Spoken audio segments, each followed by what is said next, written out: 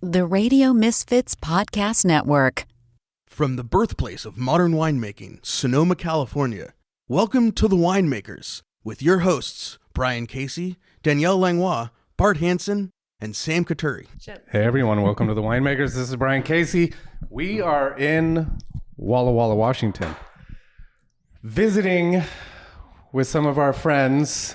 Brooke Delmas Robertson looking at me from across the table. Hello, team. From Delmas, just pouring some of her Viognier that is one of my favorite wines on the planet. Thank you.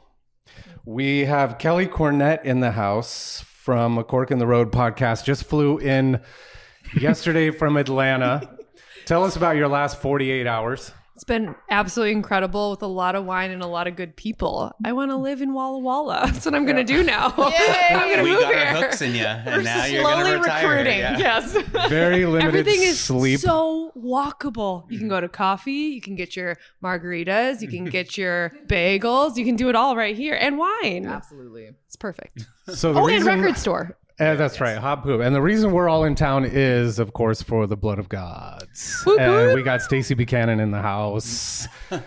Special guest today. Thank you very much for putting Thank you. all of this together and inviting us to come up here. Oh, you guys, this is like you're going to be, this is your crowd too. This is like, you're going to be very excited to be here.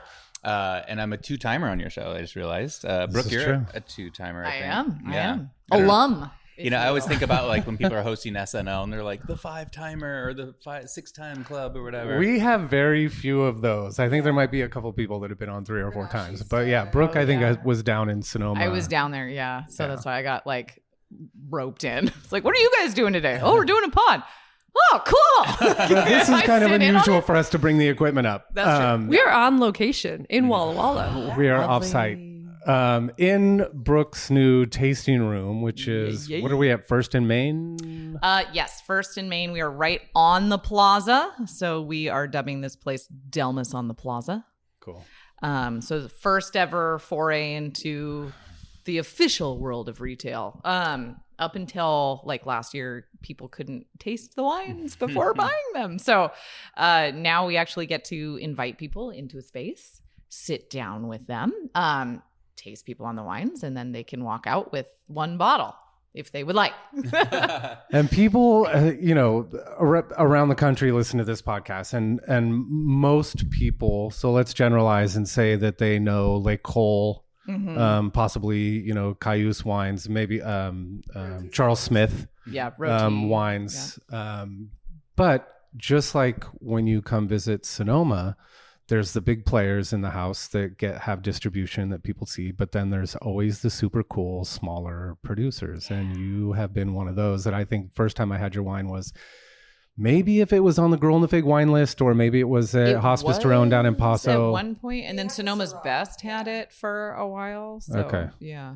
Yeah. So you have been one of my favorite winemakers. I've never had these wines. This is my first sip of Delmas Wines. All right, and Kelly. I love it. Here And we go. also, being in this space, I've seen this place kind of grow because you posted pictures of it being built and renovated and all of that. So like I'm sitting in the space, I kind of feel like all my dreams are coming true. Thank you so much. Oh, It cool. still smells a little new There's a too, little doesn't paint. it? It's kind of, there's a little. I mean, we opened in April, so it's like Yeah. it was a fast turnaround for sure. But it's a small, homey, welcome to our living room, kind of place where we just wanted to be able to have a good time. And in a time frame where so many tasting rooms are closing, it's an interesting switch up for us to be able to be like, okay, we've been in business for 17 years. Okay. Now is the time that we're opening a tasting room when everybody else is, It felt like coming up for air in this community a little bit, where there's so much closing. I mean, we're all in the same deep water, I think, anywhere in the wine industry right now, but especially in Walla Walla in the downtown, it feels so concentrated that when you see one by one tasting rooms closing, having Delmas open it up was like a beacon. It was like, oh my gosh, a glimmer of hope. And since then, I know it's only been a matter of months, but there's been some other ones too, which is like, oh, okay, there's good news. We need good news. We're in this dystopian hellscape right now, and it sucks. And I just want to celebrate everyone's good news, even if I don't know them or related. Oh, yeah. But side note, I did actually get thrown into the trenches here when they opened. Yes, you did, a little Stacey. while. Yeah, not for long, but I got behind the bar, and it was super fun. How'd that go? Did you do okay? No, it's Steve and Brooke were like, the two people running everything. And, we've been friends for a long time at this point. So it was just sort of like, hey, I got time. They needed a pair of hands. We pulled Stacy up from the reserves. We were like, oh my God, the bench was not very deep. Tough. Yeah. We're going to need a professional to come help us. He knows how to open wine. At least that part. He's got the wine. Exactly. And what was great about Stacy is because we've known him for such a long time. It was like, I didn't even have to be like, well, this is the brand. This is who we are. Like Stacy literally rolled in, was like, okay, your glasses are back here. Okay, great. Hi, welcome to Delmas. Like, someone took a bag off my head and I was here. Yep. And I was like, here's my business card. I started working. It was glorious. It was so helpful. And thank you. So Stacy, why don't you, the reason we're all here is for Blood of God. So can you just give us a little, like, I tell a story in the tasting room down in Sonoma about Blood of Gods, but I don't know that it's the real story. So yeah, and would you mind just kind of giving us the history of Blood of Gods and how this all came about?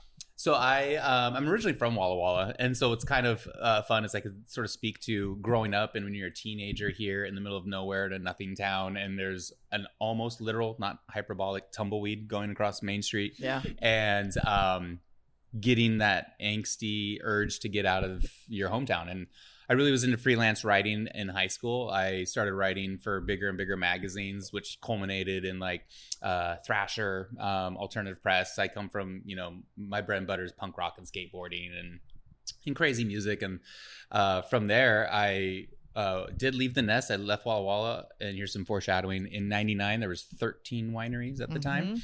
I went and worked for a couple record label called Century Media Records in LA and then in Germany. And in that time too, I went on a couple big tours like Ozfest. So my first tour, I was 20, and my mom's a devout Catholic, so she thought I was going to be just like a fucked up degenerate, like sex, drugs, and rock and roll, and actually came back vegetarian. So she's like, wait, what's happening? Where am I? What year is it? And I've actually been vegetarian since then, side note. And that was Mom, it's not a phase. I love the caveat. It's not a phase. And when I returned, though, it was only about 8 years later after I kind of did that. There was so again, starting with 13 wineries, now 113 wineries in that span. A lot of people, if they know anything about Walla Walla, it was in that early and mid 2000s land rush where people are like, wait a minute, there's amazing wines, great scores. What's happening in this town that's really like isolated? And so Blood of Gods is kind of like my pithy way to like poke fun at it, because at first it took me aback where I was like, everyone's a wino now and this is cool and there's wineries everywhere in my town. What's happening? And ultimately, it's been really enriched culturally and personality. So it's been really fun to see it in that way. But what was funny for me was I would hear these terms like, oh yeah, so-and-so rock star winemaker is over at this place. I'm like, I know rock stars. You are so not a rock star. You're a total nerd. This is ridiculous that people are like putting you on this pedestal. And so Blood of Gods was like the famous like joke that went too far and became a thing. So I just did this one-off issue. And what kind of put a skip in my step is I'm like, this is purely for fun. I'm going to donate all of the proceeds to our Blue Mountain Humane Society. It's like our local chapter of the Humane Society. And at that time, I was working for a brand that belonged in the Foley family portfolio. And that issue just came out. Bill's wife and daughters happened to visit, and I just synchronistic timing gave them. I was like, this is purely for fun. It's like a whoopee cushion, basically. You might just chuckle to yourself. And they're like, oh, that's great. I told them I donated the proceeds to the Humane Society. And then a month or two later, that Humane Society got a check for $10,000. Oh, and they could not figure it out. So they called me like, there's this mystery. We got this check. And then we're trying to find out who this family is. And when they finally figured it out, they called him and they're like, oh yeah, Stacy just said you're doing a great job, so keep it up. And I was like, mind blown emoji. I would not have been able to give you $10,000 in like years of doing this like silly little zine. So I was like, well, let's just keep it going and see what other good it can kind of do. And that fell into the cadence of like, I put out a new issue in the spring and the fall. How long ago was that first issue? That was spring of 2020. Yeah. So that ties into why you guys are here with the Merrymaking was COVID was happening. So there's no, there's social distancing, there's no events happening. And so I always wanted to do something like here in the Delmas on the Plaza, like a tasting room, just like, let's do some curated tunes, some giveaways just for fun. But it had been in the hopper just brewing for so long that when finally things were opening up and you could do events, I was like, it had a little bit of a following. I was like, I got to do something big. And so I did a bigger, Merrymaking was the first one in 22.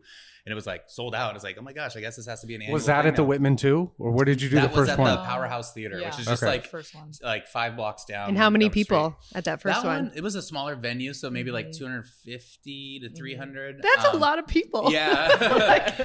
I thought you were going to say 20. No, Yeah. Stacy, you had hundreds of people. The fun thing was I switched my nonprofit sponsor to Planned Parenthood. Kind of joking earlier about how the world's a really rough and tough spot right now.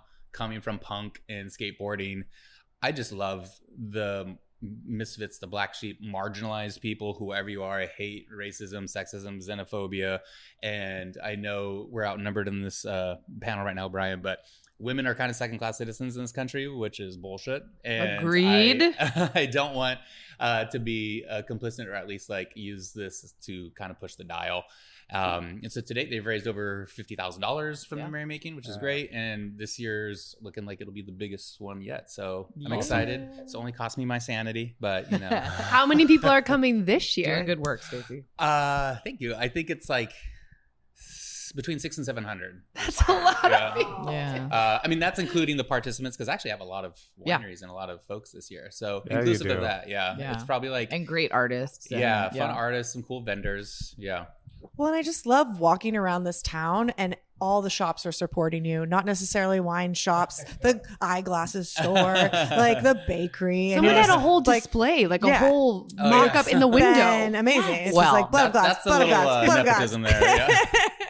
My sister has a store that it's called Studio Opal, shameless self-promotion. It's glorious. They have Super a really fun shop. Yeah. It's kind of we were like, your window display is kind of a big billboard. It's on Main Street. And so we kind of dovetailed Blood of Gods with like, Filson and Pendleton and Patagonia, whatever lines of clothes that she has.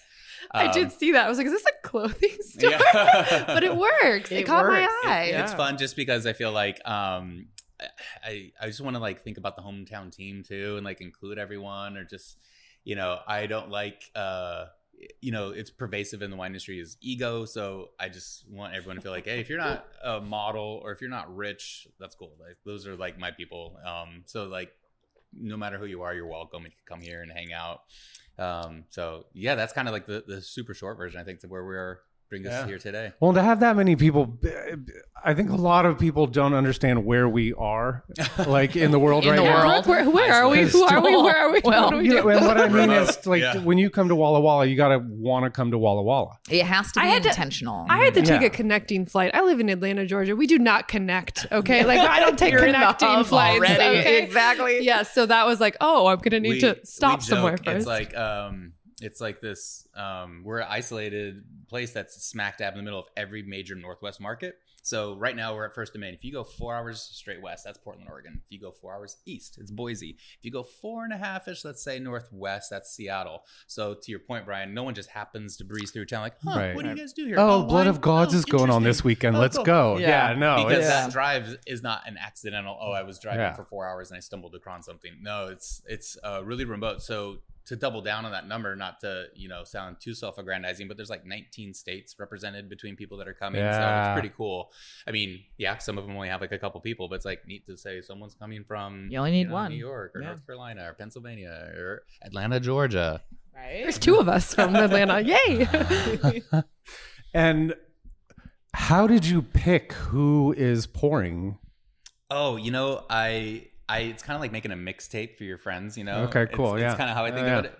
And you're going to, laugh when you hear this, because I know you guys have been a part of like kind of the HDR ecosystem. And I kind of made the mistake of telling or made a comment to Vicky or Teresa or Aaron. And I was like, oh, isn't it so fun? It's like curating your own music festival or something. And she's like, well, yeah, but it also really sucks because we got to like say no to people. We can't just say yes to everyone. And it's really like kind of challenging because people feel like, left out, and it's not for lack of want. We just, I don't know, have so much real estate to kind of work with. Yeah. But yeah, I kind of feel like it's like the zine, like Blood of Gods, where it's sort of like this love letter where you're like, I'm sending you this so that you know a little bit about who I am or what I like. And that could be a mixtape. That could be like, when you see it's like a pithy little meme that's like, you have X amount of dollars, book your dream festival. It's like, what bands are you going to book? What are their guarantees? And kind of doing it that way. So I want it to be diverse. So there's some crazy cult producers like here. There's Cayuse, there's Willamette Valley, Beaufrères and Bergstrom. People from further out like Winery 16600. Thank you very much. But Oh, thank you. We are honored and feel privileged to be here. Finger Lakes, we got Herman J. Veemer, Rune from Arizona.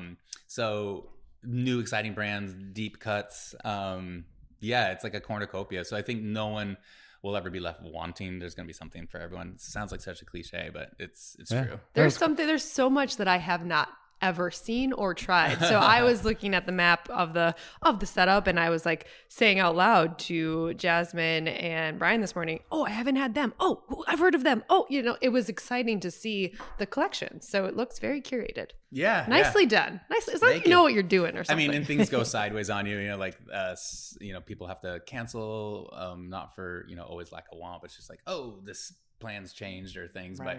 But yeah, and it's also like you can't do the exact same one every year because that gets kind of stale. So. Well, and we're kind of excited to have you on the pod, Brooke, because the lineup for the speakers this weekend is André Mack, Tyler Balliet from Rebel Wine Book, and we have Tegan Passalacqua from Turley and Sandlands, and Brooke Delmas Robertson. And little old me. Yeah. Yeah, I'm super stoked. It's going to be a lot of fun. It's also like-minded humans. And so the conversation, I think, is going to be really cool to kind of see how are we going to piece this together? What topics are we going to? Are we allowed to just shout out stuff? Yes, and please do. Are you moderator? Yes. Oh, wow. Yeah. So you get to guide us through this wonderful conversation. I will be your light. Yes, our fearless leader. Yeah. So which is like no small task, like good friend of the pod, Elaine, Chuck, and Brown, right? Was going to be the moderator here. And so those are some big boots to fill. I mean, so I'm going to do my best and put out some ideas that collectively, not just the panelists, but the audience can also think through of kind of the state of the world today and like where are we going? Not necessarily what's fucked, but where we all know it's fucked. Yeah. Where are we going and how do we lift ourselves, up and out and back into this culture and, the world being more about living instead of like just existing. I think how do we do that? That's a good way to frame it because I felt like going back to what we said about so much wineries closing tasting rooms. And so yours opening was such this glimmer of hope that it was like really fun to notice that. I think for so long there's been this stuck energy. It's like felt sluggish and inert. It's just like a balled up fist, or everyone's so much anxiety and so much tension that like things aren't flowing, things aren't creating, there's no energy moving anywhere. So finally I feel like that sludginess is like starting to like loosen and move and open, grow and create, and that it feels like, okay, cool, we're like getting unstuck. I totally feel that, and it's people like André Mack coming in and saying, hey, let's switch up the format even with tastings, which I think you and I were talking about yesterday. I was at a big tasting not too long ago, and it's the 4 people up on stage and 60 of us all staring at them. Yeah. You feel like you're being talked at. You don't feel like you're a part of the conversation. Yeah, and I think it's time for open, honest conversations and energy flows and everyone just sort of reimagining what's going on in the wine industry right now. Let's talk about it and see. Let's go to Burgundy and do 90s rap paired with Burgundy. 100%. Let's think a little bit outside the box, right? I think, and that's that outside the box thinking that like we at Delmas, we try to do in terms of like what is the experience that people receive today. I mean, so many people are trying to like redo that, and how do we get new people into? But at the end of the day, it's just like, do people feel comfortable or not? Yeah. And when people don't feel comfortable, they're not. For sure, they're not buying anything. Mm-hmm. So it's just like trying to bridge the gap of something that inherently is very costly and, basically a luxury item being wine, but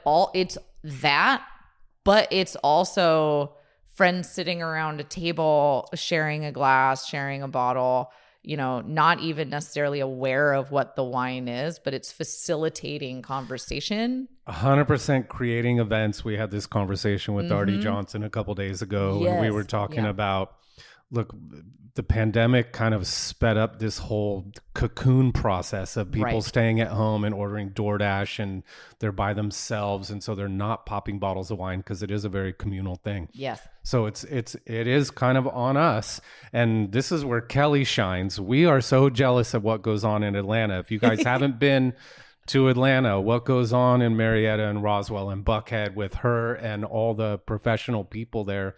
They create events that bring people together.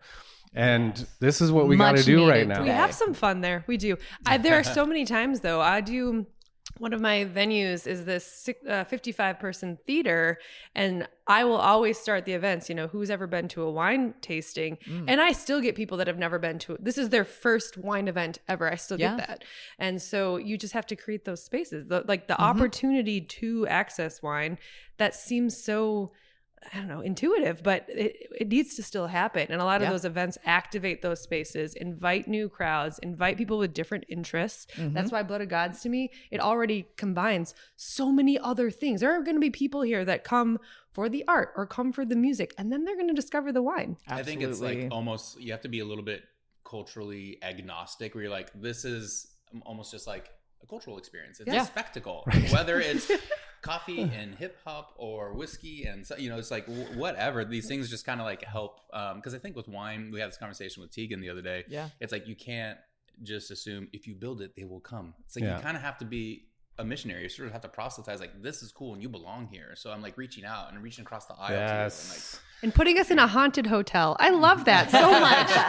Thank you for Kelly, that. Goes with the territory. Stacy, what your friends were saying when you're like, I'm going to Blood of Gods. It's this culmination of metal and wine, and they were like, what? They were like, Kelly, you don't strike me as someone who listens to metal She's music. wearing a really dark robe while she says it. Or like hood up. Yeah. You don't know. You think you know, but you have no idea. Where are you staying at? What's the hotel? What's the story? Do I know? Well, we're staying in an Airbnb, which is like right down the road. From our like rooftop deck, we can see the Marcus Whitman Hotel. Okay. So we're really you guys close. Were last time, I think that. Okay. No.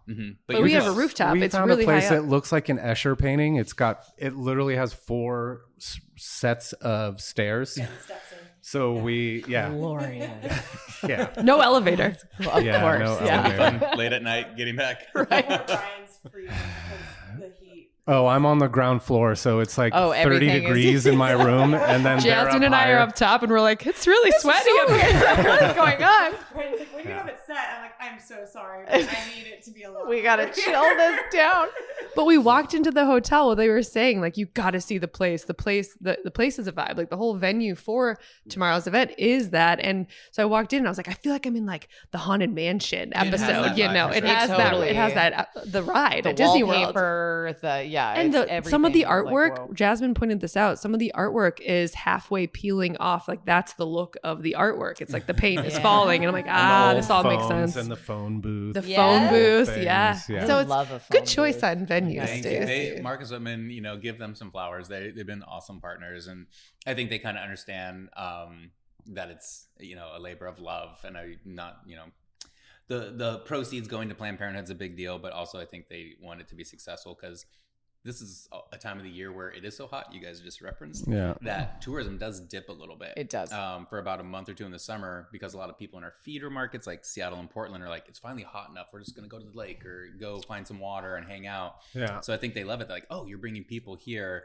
Let's help, Because a lot of the wineries that are here have like satellite tasting rooms in Woodinville or Seattle. Sodo, right? Is that South Downtown? That's one of them. Sodo, and then the Woodinville, it's kind of like an industrial district. Woodinville, I've been there too. Yep. I hear noises coming from Brooke. It's so frustrating to me. Good noises? Yes, very good. Filling glasses. Yes. Yes. There's those noises. Yes. But also it's just hot take. Yeah, give it. Not a fan of Woodinville. Okay. Why? It just doesn't make sense to me. Your fruit source is Walla Walla. Your winery is Walla Walla. People are actively coming to you in Walla Walla. Why are you franchising your winery? Is it that they're like meeting people halfway to the airport or something? People. It's just that's the population Fucking base. people. Fucking people. Well, it's just yes, there are a lot of people over there. Woodinville is like, oh, you want to go wine tasting and you live in Seattle, just go to Woodinville. But therein lies the problem, because then people are staying in their own backyards. Yeah. And they're getting which great to some extent of like the entry drug to wine, fantastic. However, it's not getting people to where the vineyard source Totally is. And you're a girl with dirt in your fingernails. Like Literally. So where are people coming from when they find you here now on the plaza here? Where are people coming from? Everywhere. Yeah. So it's and a lot of that has been built over the last 17 years of like, okay, here's the wine. It's available. Like it's not, it's not this no soup for you, kind of mentality, even though we are like 800 case winery, like we're small. But the point now is we've grown our production to a level where we can open a tasting room, have wine to pour. Like we literally had no wine to pour people up until the last couple of years of production, where we intentionally were like, okay, 2022, massive yields. Great. Let's make it. Like, let's make all of it. Let's not try to bulk it out or sell it out or whatever. We're going to make the best wine that we can with this vintage. And then we're going to hold it and have it for people to actually taste in a tasting room scenario.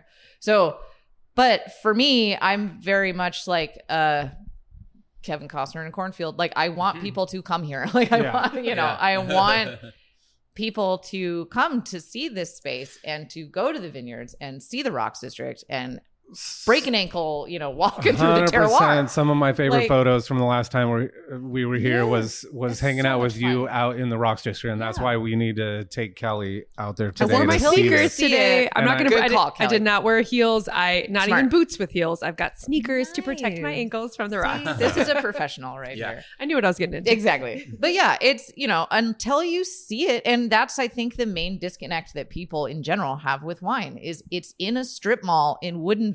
And they can just go there and have a glass. And it's completely separate from the fact that this is an agricultural product. It comes from the ground. People spend all year growing this one thing and then age it for 2 to 3 years before it gets into your glass. Yeah.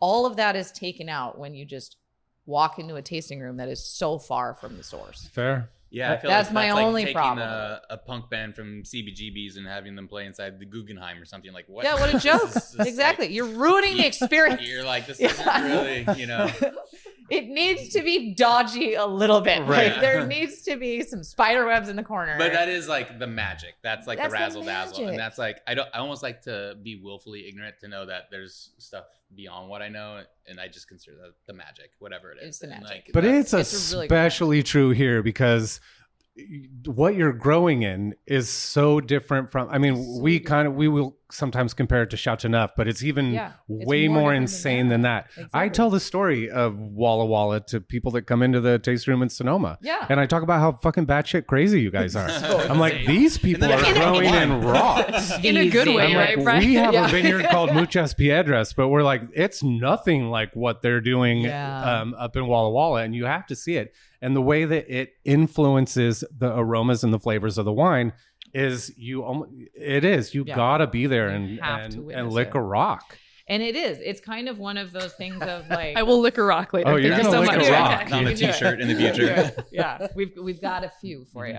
And does your dad take people out there if they want? Yeah. Okay, that's on your website. I wasn't sure. It's on our website. We do vineyard tours that are for free. Like anybody, if you want to experience the rocks, especially from Steve Robertson, who is like rocks guru. That's when he comes alive. It is when the man just perks right up. Mm-hmm. Yeah, he's just like, you want to talk about some rocks with me today? I will spend 3 hours with you. Like he's so excited about it, and rightfully so, because he spent the better part of the last couple of decades like making this thing a place. He's an organizer. He's a connector. Yeah.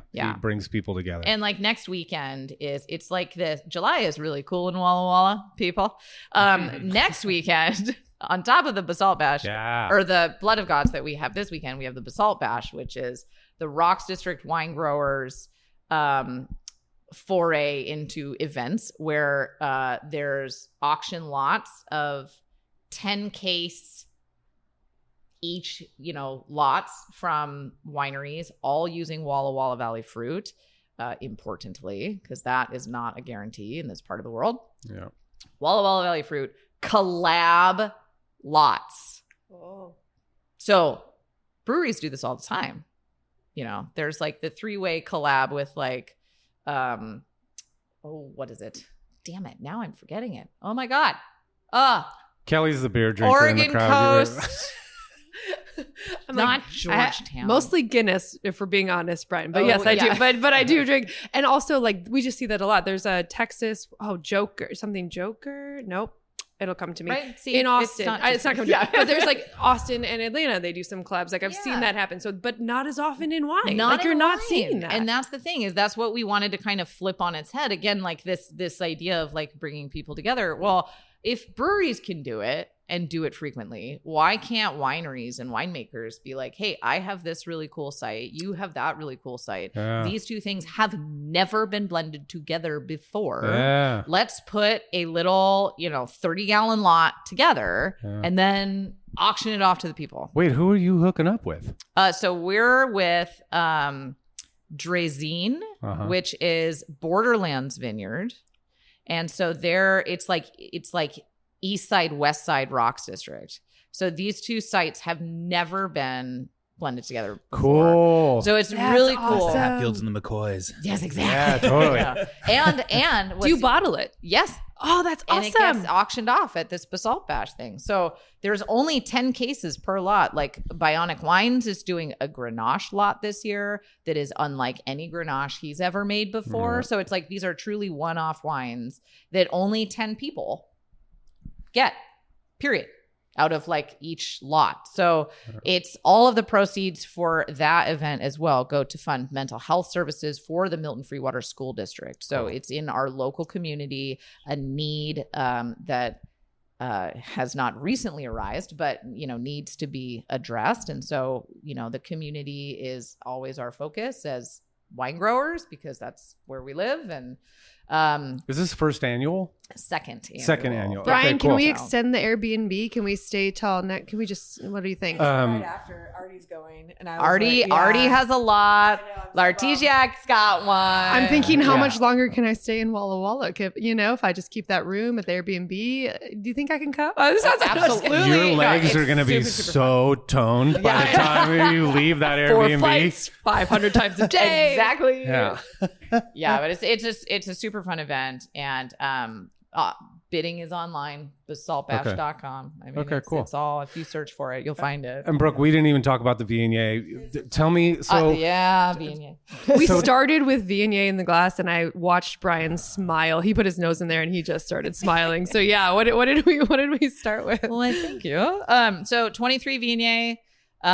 It's 100% Viognier, all from SJR Vineyard in the Rocks District. Double Guillot, cane pruned vines. Planted in 2007. We do about 8 hours of skin contact on this wine prior to fermentation. It gets batonnage on it throughout its life. So we stir those barrels like every 2 weeks for 12 months. It's mostly in puncheon, and then bottled at 14 months and away we go. And I feel like there was a shift. Was it from 22 to 23 or something? I noticed a little cloudiness in the Viognier. So what's going on?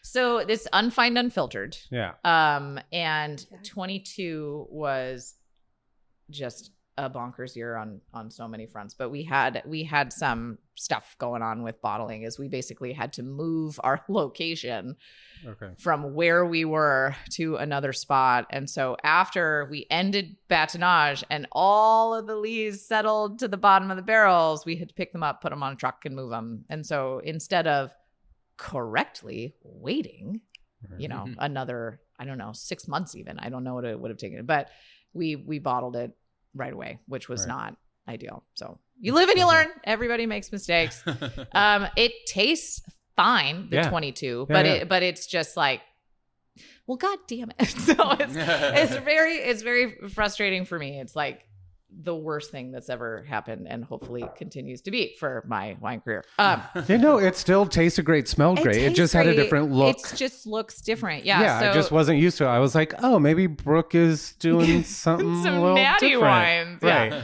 That's the number one thing that people say when they say, oh, so you're doing natural wines? And I'm like, oh my God. It's awesome. Oh my God, no. It's like a dagger to your heart. You're just like, Get out. No. But Like the 23 wine version of like New York City. Yes, exactly. Yes, exactly. Get a rope. Yeah. So the 23 is much clearer. The 24 is perfectly clear because I cold stabilized that bitch. Okay. But yes, it is. It's, 23 was my first year making these wines all by my lonesome. Yeah. So we didn't have a consultant winemaker anymore. I kind of took the reins in 23. So it's much better now. Yeah. Thank you. And then what'd you just pour? So I just poured you the 2023 BDR. So that is not a GSM acronym. That stands for Brooke Delmas Robertson. Got my name on this one. It is a blend of every variety that we grow at SJR Vineyard. So this particular year, it's 82% Syrah, 15% Grenache, and then a smidge of Cinsault and Viognier. Yeah. There's floral. It's floral to me. Right. Yeah, it's really lovely. So there's 75% whole cluster on that Syrah.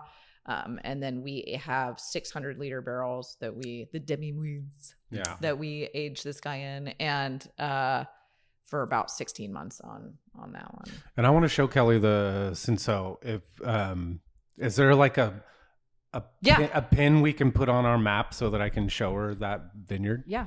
And no one's gonna say shit if we drive out there? It's really cool. Okay, cool. We won't get like trespassing. Well, I just remember last time Sam and I were out here, we were looking for like that really old one vine on the corner, and we ran into some lady that was kind of heckling us a little bit. A little bit. Okay. So we're just trying to avoid any issues.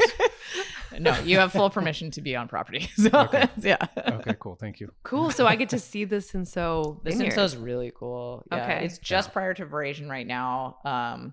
It's sitting pretty. There's a lot of fruit. I'm so excited. And we should mention that there is, so we were talking right before we came on, there's a fire that's happening right now. We definitely noticed last night the smoke in the air.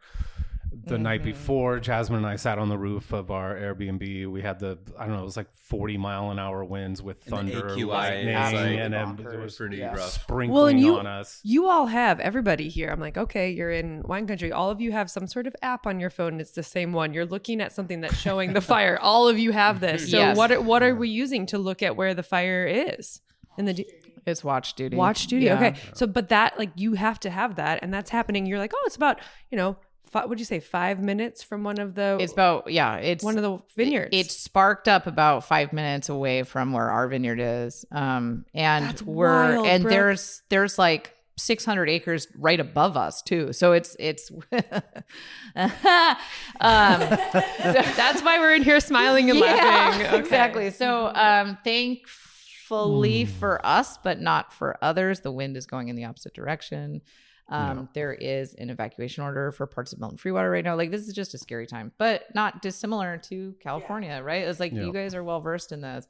And I got this Watch Duty app in 2017 when Napa fucking caught on fire. Yeah. So it's like, it's all of this stuff of, these are, for better or worse, the times that we live in, and we just have to roll with the punches the best we can. But it's like, it's fucking dry. Like, Paris was on fire. Everything is catching fire right now, which is not new for us. Paradise is always on fire. Paradise is always on fire. Yeah, exactly. So it's just like, it's only a matter of time, and when is it happening, and do you have your to-go bag? Especially in the last 10 years, I feel like has been more normalized, this fire season. Before it was the aberration, which was like, oh, that's kind of a crazy sounding term. Now it's like, oh, that's more no, my dad grew up in Burlingame in the Bay, and he was like, this has literally never, like, he's 73 years old. He's like, this has never ever happened before to this level, where it's every single year something massively devastating is happening. Yeah. And it's not just the West Coast. Like, the South's got fires going on right now. Canada is always on fire. I feel like it's just... Are you guys are you working with anyone to do control burn kind of stuff around here? I mean, so what's alight right now is wheat. Okay. So it's like a small vegetation fire starts, and then it kicks into the wheat, and then it can just go. Okay, so and it's so dry. It's that so it's dry. just ready to It's go. harvest time. It's not time. like someone's land that just has dry shit on it. It's Right. like a crop. Right. But also like Walla Walla, as you look across this valley, the trees are in town and in the foothills. Mm-hmm. There's no tinder. I mean, there's not Right. big things that will catch on fire. So it's like this area hasn't burned in a very long time, and it's due. Mm-hmm. Right. Like we have a incredible tribal community here in Umatilla, and everybody's kind of doing their best to be like, hey, remember when we all used to do this and take care of it ourselves, and we never had these large issues? Yeah. Can we please go back to doing that and let people control the land appropriately? Yeah. Like, so it's hopefully someday we'll all pick up on that of like, sometimes it's best to just look back and go, what did we do? It's somewhat before? compounded too, because right now is when wheat harvest is happening, depending on where you are in the valley. So it's like just it adds to anxiety and yeah, it's not great. But again, unfortunately, not a new reality for people. Yeah. So and even your friends from California completely understand. For so sure. That's wild. Yeah. But we did the same thing. We looked back at Native American culture, what That's was the happening thing. in Yeah. our area as well. And then we started working with Dr. Sasha Berlman and doing Fire Boss. And we were like, oh, okay, we need to start taking care of the forests a little bit. And so we're trying. From here. Exactly. Thank you. Yeah. Yeah. We'll figure it out. Yeah. Not- And that's not. something like Central Oregon has done it for a long time too, of like just every year, regardless, they roll through the Deschutes National Forest and they go, okay, we're going to burn this right now so that when things catch on fire, as they inevitably will, it doesn't take off into housing communities. Yeah. So No, we do control burns all the time in Yeah. Sonoma, and after 2017, I feel like things got ramped up and more attention to detail was happening, which is so necessary. But yeah, people are like, "But it's wedding season," and I'm like, "No, we need to have a place to get Yes, married." exactly. Like, Oh my God. like I had to move my wedding because I got married in 2020 and I was going to do it at my godmother's house in St. Helena. And I was talking to my uncle about who was the sheriff of Napa County, and he was like, oh my God, you cannot do this here. Like Meadowood burnt down. Like you cannot, and I was like, oh my God. He was like, this will be the saddest year of your life. Just don't come back for a minute. Let things heal and like find another spot to get married. And I was like, okay. So you did. So I did. You moved the whole shebang. I mean, Okay. it was 2020. Like it was a fucking shit show anyway. So like we just grabbed 14 of our buddies and we rented a house on Orcas Island and you're married. And so there you go. yeah. So it's like, okay. But yeah, Farmstead never gave us our deposit back, which still bothers me. That's not cool. Fucking Farmstead. Yeah. Anyway. No, we had to move our wedding too, and we got married in a place that did burn. And it was actually really awesome because it hollowed out this whole oak grove. And it was the base of Moon Mountain District. It was the whole thing. Overlooking a vineyard Phil planted in 97. Yeah. All about you. I know. But no, those oak trees are Yeah. there because they don't burn down. Yeah, And exactly. Yeah, it's all these other things that people are planning that aren't meant to be in California. They're not supposed to be there. And they are just tinder, and they like throw the fire so fast. Yeah. Like the way the fire jumped the freeway in 2017 was Oh, insane. it was that. I still to this day, every time I drive down How did that it get stretch, in Coffee Park? I'm just like, that's bonkers. Like, how did that? From Napa to Coffee did that Park happen? in like And so in an fast. hour. In Yeah, an hour. exactly. Like it was insane. All right, let's talk about what we're doing tonight. Yes. Stacy, what's on the agenda? Party. So for tonight, we have a couple fun things. It sort of goes back to what we were saying. So many people are coming from all over that not a lot of people are, like Kelly, you're not just here for one night. Like, hey, I'm here for the Blood of Gods thing. Now I'm going to go back to the East Coast tomorrow. Usually it's a weekend or people are here for a few days. I made a whole vacation out Good. of this. I'm here and I'm like, That's the hope. I'm just like, tell me more. What am I going to get into? Well, Yes. I almost feel like you have to like give more to those people that are coming from the East Coast where they're getting on Friday and they're kind of like, so what's happening tonight? Or where's the thing going on? To have some of those things baked into the equation for them. So Friday, tonight, there is what's called our kickoff party and art reception. So Foundry Vineyards, they're related. It's the same family that has the Walla Walla Foundry, which is the number one foundry in the country. Actually, it does these huge multi-million-dollar installations, sculptures, castings all over the world. Really, really cool. So they have a sculpture garden at the winery. So Foundry Vineyards, it's like a metropolitan museum of art, really high vaulted ceilings. They feature 3 to 4 Blood of Gods artists that have contributed to the publication. Awesome. And they're up for a gallery, and there's wine by the glass. They have like a taco truck, and it's just kind of a nice icebreaker, because usually you'll run into someone or you make a new friend, and then you see them tomorrow, like at the panel and the merrymaking and the after party, and by Sunday you're like best friends and you're exchanging information. And, it's the tacos. It brings people together. It's the tacos. We have good tacos in this town. That's kind of a it's free. It's open to the public, so even if you don't come to the merrymaking, someone can come and enjoy it. And it's up for about 4 to 6 weeks, I think. That's 5 to 8, and then the beer parlor transforms for one night only to the blood parlor, which is a couple of the producers. There's a bottle blitz and a tap takeover. Look at Kelly's face. I hope there's still beer though. It's not just blood, right? There's beer too. There's Burial from North Carolina. Oh, I love them. Holy Mountain from Seattle, and then Brew Host that's from the Portland area. And I think Varietal will be there also. Varietal's kind of like what I think is a true blue, like kind of Washington, IPA producer. So they'll be there. And then Loop to Loop, which is out of the Columbia River Gorge area, and Seacus are the two smaller, kind of like more, natural organic wine producers that will be there also. So it's kind of like, hey, if you want to keep the party going, you can go there, because that's going to be 8 p.m. until late. Yeah. Okay, cool. And it's like a block and a half from where we are right now. Yeah. And you organize that too, just on top of everything else. Well, that's a little bit of a collaboration, thank God, or I would I'm just wondering how much time you have outside of Saturday's event to do that. Not a lot. Not too much, but they've been really supportive in the past too. Beer parlor's a really cool spot downtown Walla Walla, and they also get Pliny the Elder in. They do, and they'll have some bottles too. Even though it's beer parlors in their name, they have some cool, fun wines just to kind of round out their offerings. But it's been kind of a hit since it opened about a year ago. I feel like maybe a year or two. It's pretty new still. Yeah, maybe 2. Yep. So that's tonight's agenda. So cool. And that's free to go too also. Cool. Yeah. We got our plans. First, we're going to go walk on some rocks. Yeah, you are. And wait, we're going to lick one too. But hold on. We're not leaving without trying this Syrah that I see right here. Have you been staring at it the whole time, Brian? No way we're leaving without that. This is the one that I think the last time I had a bottle of this, it was at the Fairmont. It was on the wine list there. And so we popped cork. And Brooke, while you're pouring, tell people who the hell you are. Like, where did you come from? Where? Hey, people. Yeah. Who the hell are you? I mean, you've worked at some places. I've worked at some places. Yeah. Born and raised slightly in Nap Valley in St. Helena. Calistoga and St. Helena. Kind of moved all around the country. Thank you. Yeah.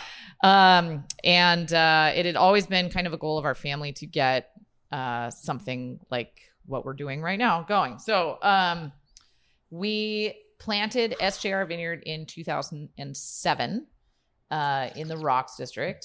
It only became the Rocks District in 2015, though, through a lot of efforts of Steve Robertson and Dr. Kevin Pogue. But I graduated from Oregon State University in 2008 with a degree in philosophy, couldn't get a job, also 2008. So went back to school up here for enology and viticulture, and then ended up studying for a master's degree in viticulture at Cal Poly. But I went back down to Napa and worked for friends, and those friends happened to be Jim Barber and Pina Vineyard Management and the Napa Valley Reserve. Right. So got to be the viticulturist there. I did harvest in Australia, Torbeck, and then my dad told me to stop mucking about and come back up here and start doing all of this. So yeah. Thanks, Dad. That's me in a nutshell. Yeah. Totally. Tell us about the Syrah. So this Syrah, this is 2022. So this is about 8% Viognier co-fermented in with that. There is 50% whole cluster stem inclusion for the Syrah. We aged this for about 14 months. Yeah. It's lovely. Oh, the length. It's so, yeah. The length is amazing. By the way, Tegan Passalacqua, I think, just walked in. He and was did. Like, He'll hey, be back. Yeah. They're in the middle of a show. I'll be back. Yeah, I'm gonna take him down to do a little those tour. old rocks, and You're gonna show him the vineyard. Yeah. Cool. These wines are so good, Brooke. Thank you. Yeah. Thanks, I Kelly. love when I get to try wines that I've heard about, but I just didn't have access to, and I try these, and I'm smiling because if this is what people get to taste when they come into this tasting room and showcase this area, if this is their first taste of Walla Walla, let's say, you say that people come in and they're like, you know, coming to the winery. This is an awesome introduction. Thank you. Yay! I'm so excited, and I just love Syrah. So here I am So smiling. good. Yeah, I know, it's fantastic. But yeah, we're the only winery downtown that is solely focused on the rocks. We have it's up on our awning out there. We're solidly rocks district. We only make wine from one site. That's it. We don't source fruit from anybody else. We grow it, so it's And you got some little bit of stuff in the works too. You guys recent plantings of Grenache Blanc and Burbelanc. Grenache Blanc, Burbelanc. Yeah. Wait, you say Burbelanc? Burbelanc. Okay. Is it Burbelanc? I don't know. It sounds fancier. Tomato. Yeah, there you go. Okay. Burbelanc. Let's call the whole thing off. Yeah, so we planted that a couple years ago, so it should be coming online here shortly, along with Grenache 362, some Mourvèdre, a different clone of Viognier, and a fuck ton of Cinsault, and I'm really excited about that. Hell yeah. Yeah. So thank you for popping a little rosé yesterday. That was sweet. yeah, that was fun. So, and I was drinking it last night. oh, good. Okay, that's the goal. Yeah, we want people to drink the wine. Late night post saffron libation up on the rooftop. roof. Rooftop. It's probably my favorite restaurant. So good. It was It was good. really Fantastic. awesome. And we sat down and they go, "Hey friends," and I'm thinking that's awesome because I just Welcome to landed- Walla Yeah, I was like, Walla. welcome to Walla Walla. Yeah. And we were drinking Claret Blanche, locally perfect. sourced. Yeah. There was Yes. a local section on the list, and I was like, yes. I was And like, that. I'll just roll a dice because it was like, I'm here, I'm drinking a local wine. So Yes. who was it? Who gets the brownie points? Nina. Oh, great. Yeah. Okay. Yeah. It was Yeah. awesome, especially Yeah. with the food, with the every spice on that dish just went perfectly with that wine. It elevated both, which I always love in a pairing. So yeah, it was perfect. So I'm excited to go look at some rocks and make Kelly look a rock. Yeah. So Ready. Must be done. Brooke, we'll leave it in the show notes. We'll leave a little way for people to get a hold of you. Can people just buy wine off the website, or they Yeah. gotta be like, okay, No, it's up there. Okay, It's cool. all available. even the Viognier? Even the Viognier. Okay. Okay, cool. And how often are you open here on the plaza? Is it an everyday situation? We're open, so we're manning the bar Thursday through Saturday from 12 to 7. You'll call in Stacy for backup. Absolutely. Yep.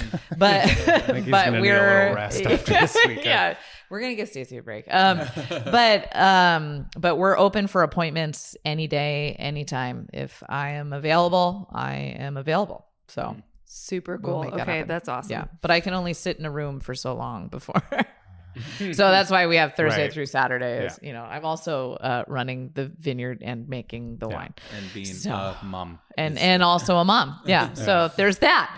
But yeah, if I can come in, I will. So Cool. Yeah. Stacy, again, thank you so much for inviting us up here. This My is pleasure. so Yeah, of cool. course. We're very excited about this weekend. Can't wait to get things started tonight.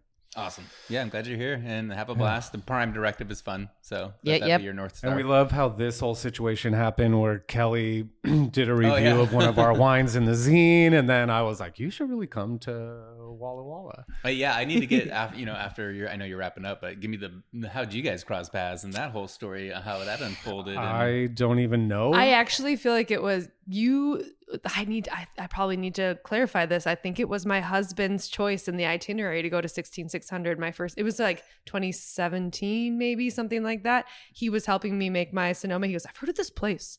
I'm pretty sure we have my husband to thank for trying your wines, is what I really do think. give him a gold star. I'll give him a high five. Okay, Yeah. cool. It's gonna be great. But I think we just met in the tasting room and I loved everything about what you guys are doing. And then you came to Atlanta. Now they have their wines in Georgia. So then I get to see them We became sometime. big fans of the Atlanta market, and we love what people like Kelly are doing there. And Cool. it's just the scene there is super cool. We've thrown some cool parties because of you coming to it. Thank you for an excuse to do a fun event. It's like they're coming to town. Everyone gets excited when 16600 comes to town. So as they should. As they should. And Kelly has a great podcast called A Cork in the Road, where she, she's. I think you guys are close to 200 episodes. Close to 200, and I'm excited and anxious because I don't have an idea yet for the 200th party, but I will. I'll have. There will be a party to celebrate 200 episodes. Yes. Good. Yeah, we just did our 420th Roll episode with Artie Johnson. Yeah, which is actually out this morning. I'm halfway through it. Glorious. Okay, cool. So it's a good listen. Artie's the best. Yeah. Thank you guys very much. Thank you, everyone. Thank you, Brian. Thank you for. We're so happy to have all of you guys, and Kelly and Jasmine. We're so happy to have you guys here. We're having a lot of fun in this town. Yeah. Brian and I keep being like, We're falling in love with bricks. Yes. Right? Bricks everywhere. All these buildings are so cool. Thanks, guys. If you like the show, leave a review. If not, don't leave a review. Cheers.